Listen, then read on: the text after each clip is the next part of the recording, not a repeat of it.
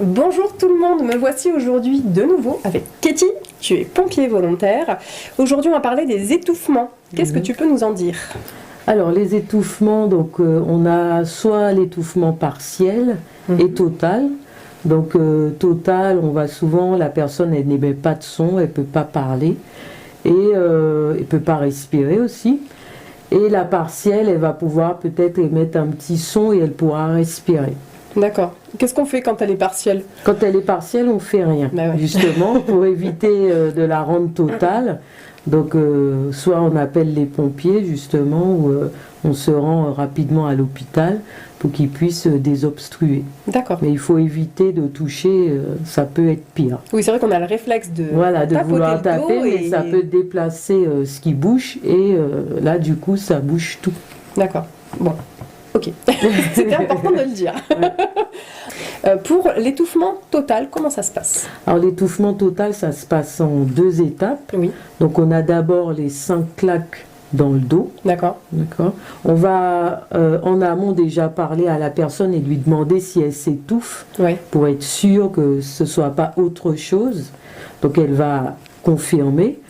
On lui fera 5 tapes dans le dos entre les omoplates, mais des belles tapes, pas des caresses.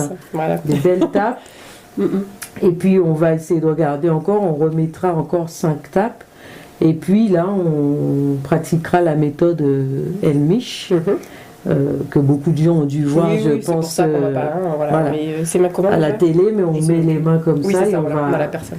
On va exercer au niveau, en dessous du sternum, une pression et on va remonter. Ça fera comme un piston en fait qui va expulser l'objet ou la nourriture qui bloque. Voilà, c'est ça. Très bien. Sur un bébé, comment on fait? Alors sur un bébé, du coup, on va aussi faire la même chose. Comme le bébé, lui, il ne sait pas parler encore, donc on va d'abord vérifier dans la bouche si on ne peut pas attraper. Donc on met les doigts en crochet. Et on peut éventuellement souvent attraper ce qui bloque avant de vouloir... Mais ensuite, si on ne peut pas attraper, on va tourner le bébé et puis on va lui mettre des claques dans le dos. Après, on a des gestes bien précis. Donc on va venir mettre les 2 doigts au niveau de la commissure des lèvres. On essaye toujours de garder la tête du bébé vers le bas. Il ne faut pas la remonter justement.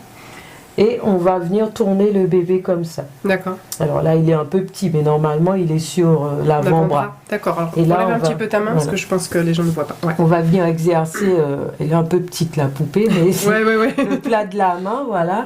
On va venir taper bien fort, c'est du sauver la vie, pour pouvoir, et en fait, c'est pour provoquer la toux. Et là, ça va aider. Si ça ne marche pas, du coup, on va retourner le bébé, toujours en gardant vers le bas.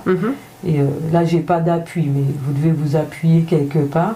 Et on va venir faire avec 2 doigts entre les tétons, des compressions thoraciques. Ok. Voilà. D'accord. Jusqu'à l'expulsion. Jusqu'à l'expulsion. Et puis de toute façon, si ça ne sort pas, forcément, le bébé il sera en arrêt cardiaque. Donc il faudra de toute façon continuer. D'accord, très bien. Bon, c'est important parce que nos petits bouts de chou, des fois, gobent des trucs, on ne sait pas ce qui se passe. C'est pour ça qu'il faut éviter les petits trucs parce que leur trachée n'est pas encore finie. Donc elle est un peu molle.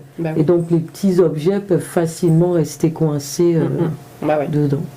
La vie des parents. On s'ennuie jamais. Merci Cathy. Merci à vous de nous avoir écoutés. On vous dit à bientôt. Au revoir.